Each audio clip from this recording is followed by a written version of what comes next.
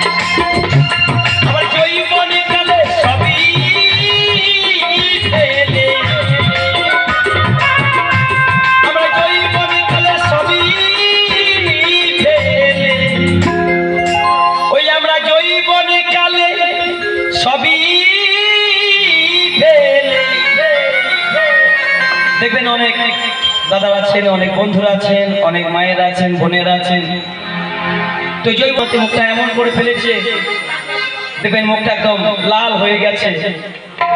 আবার ওই মারতে মারতে এমন অবস্থা যে আপনার সাদা হতে গিয়ে কালো হয়ে গেছে। তাই আমরা যৌবন কালে কি করি, ওই আমরা যৌবনে কালে সবই ফেলে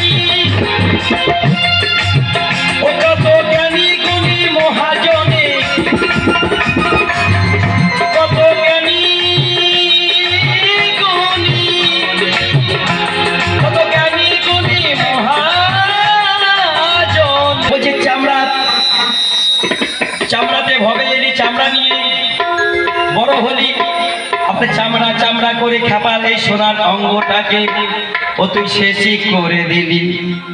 তাই বাউল পদকর্তা কি বলেছে, ওই আবার জ্ঞানী গুণী মহাজনে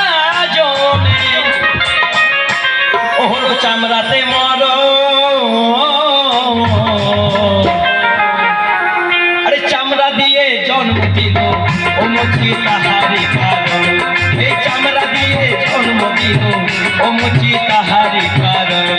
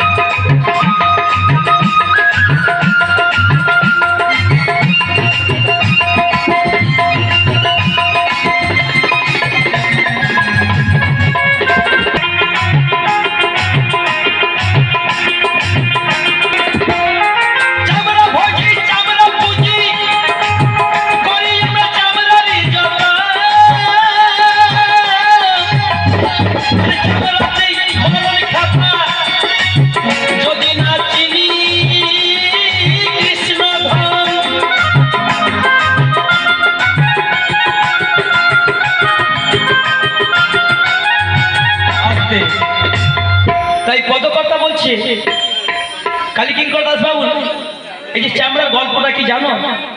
আরে গোসাই আমি তো জানি না। ওই চামড়ার গল্পটা হচ্ছে, ওটা মুচি হয়ে সুচি হয় যদি কৃষ্ণ ভজে, মুচি হয়ে সুচি হয় যদি কৃষ্ণ ভজে, আর সুচি হয়ে মুচি হয় যদি কৃষ্ণ তেজে।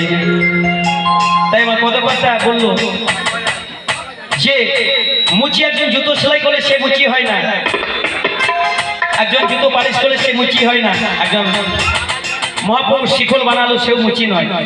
মুচি হচ্ছি আমরা, কারণ আমরা ওরে চামড়া জমি ওরে খাপা চামড়ারি নানু, আরে চামড়াতে বাস করি আমরা খাপারে চামড়ারি আগুন। ওরে বাবার জমি মায়ের জমি বাবার নাঙ্গল, আরে বাবার নাঙ্গল মায়ের জমি দুই নিয়ে হয়েছি আমি। তাই আমার বাবা যদি আমার মায়ের কাছে হেরে না যেত, তাহলে বলো কালী কিঙ্কর দাস বাবু তোমার জন্ম কেমন করে হতো? তাই কি বলেছে, ওরে চামড়া ভজি চামড়া বুঝি করি আমরা চামড়ারি চামড়া, আরে চামড়া তুই মরণ খাপা যদি না চিনি কৃষ্ণ ধন।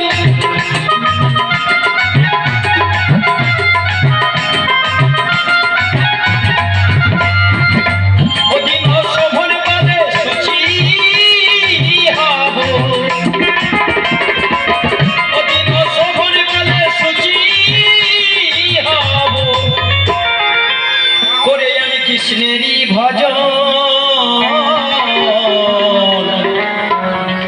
আরে চামড়া দিয়ে জন্ম দিল ও মুচি তাহারি কারণ, এই চামড়া দিয়ে জন্ম দিল ও মুচি তাহারি কারণ। আরে আমি মুচি মুচি